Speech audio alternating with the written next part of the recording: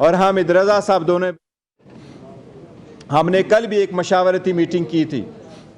علامہ ناصر صاحب کی طرف ہم گئے تھے اور ہماری تفصیل سے مشاورتی میٹنگ وہاں ہو چکی تھی. سب کی کنسنسس سے اور سب کے مشورے سے, کیونکہ یہ ہمارا اتحاد اس ملک کے لیے ہے, اور ہمارا جو پہلے ایک دوسرے کے ساتھ کنسنسس تھا وہ اس ملک کے لیے تھا, اس کی ڈیموکریسی کے لیے تھا, اور جو پہلے ایک دوسرے کے ساتھ کنسنسس تھا وہ اس ملک کے لیے تھا, اس کی ڈیموکریسی کے لیے تھا, اور ہم نے اس سخت حالات میں ایک دوسرے کو کندھا دینا تھا تاکہ ہم آئین اور قانون کے مطابق آگے بڑھیں. اب جب کہ آزاد کینڈیڈیٹ ہے ہمارے, وہ چاہے پروونشل اسمبلی میں ہیں پنجاب کے, چاہے وہ پروونشل اسمبلی KPK میں ہیں, چاہے وہ نیشنل اسمبلی میں ہیں, اب کنسنسس کے ساتھ ہمارا یہ فیصلہ ہو چکا ہے کہ ہمارے کینڈیڈیٹس وہ نیشنل اسمبلی میں اور وہ پروونشل اسمبلی پنجاب اور پروونشل اسمبلی KPK انشاءاللہ تعالی سنی اتحاد کونسل کو ایز اے پارٹی جوائن کریں گے.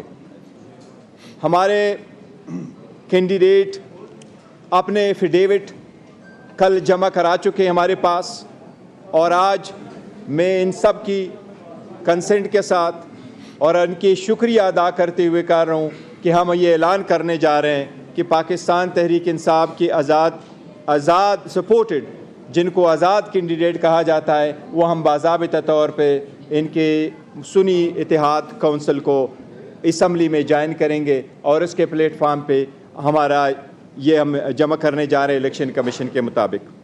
اس کی ایک ریزن ہے, اور ریزن یہی ہے جس طرح میں نے ذکر کیا کہ پاکستان تحریک انصاف کی وہ سپورٹڈ کینڈیڈیٹ ہے, لیکن قانون کے اعتبار سے, چاہے وہ آرٹیکل 51 آف دا کانسٹیٹیوشن ہے, چاہے وہ الیکشن ایکٹ ہے, چاہے وہ الیکشن رولز ہے, ان کی جس طریقے سے پہلے انٹرپریٹیشن کی گئی تھی وہ ہمیشہ ایسی انٹرپریٹیشن کی گئی جو پاکستان تحریک انصاف جاتی رہی ہے. اس لیے آپ کو معلوم ہے کہ نیشنل اسمبلی میں 70 ریزرو سیٹیں موجود ہیں. اسی طرح پورے ملک میں 227 ریزرو سیٹس ہیں. یہ سیٹیں ملتی ہیں ان صرف پولیٹیکل پارٹیز کو. اس لیے اپنے ریزرو سیٹوں کو پروٹیکٹ کرنے کے لیے, اپنے ممبران کو وہ کور دینے کے لیے تاکہ پارٹی انسٹرکشن کی پابند ہو, ہمارا آپس میں ایک فارمل معاہدہ بھی ہوا ہے, اور ہمارے کینڈیڈیٹ اس کے پیش نظر سارے کے سارے انشاءاللہ تعالی وہ جوائن کر چکے ہیں, اور وہ ڈاکومنٹیشن ہم آج الیکشن کمیشن کے سامنے انشاءاللہ تعالی پیش کریں گے.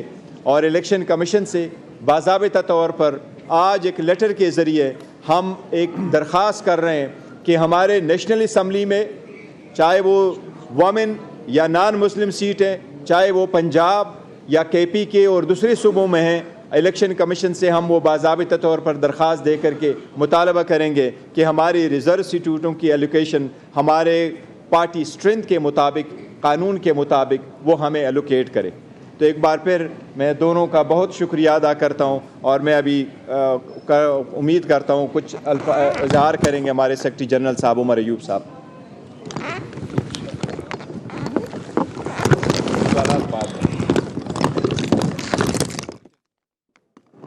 بسم اللہ الرحمن الرحیم.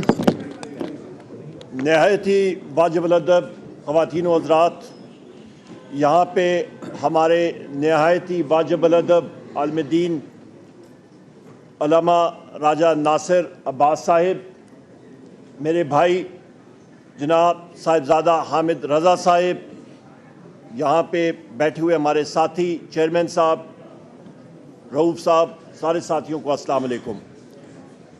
تفصیلاً چیئرمین پاکستان تحریک انصاف جناب بیرسٹر علی گور خان صاحب نے تفصیلاً آپ سے بات کر لی ہے. میں مختصر 2-3 اسپیکٹس پہ بات کروں گا, اور مجھ سے بعد پھر علامہ صاحب بات کریں گے, اور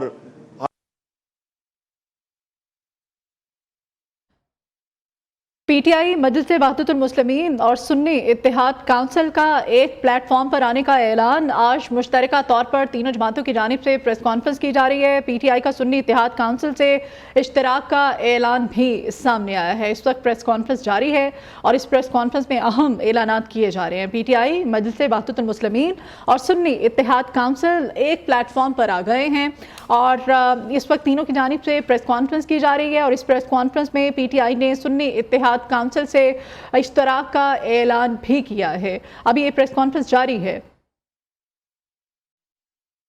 پی ٹی آئی مجلس وحدت المسلمین اور سنی اتحاد کونسل کی مشترکہ پریس کانفرنس کا سلسلہ جاری ہے۔ بلیٹن میں واپس آئیں گے ایک بریک کے بعد۔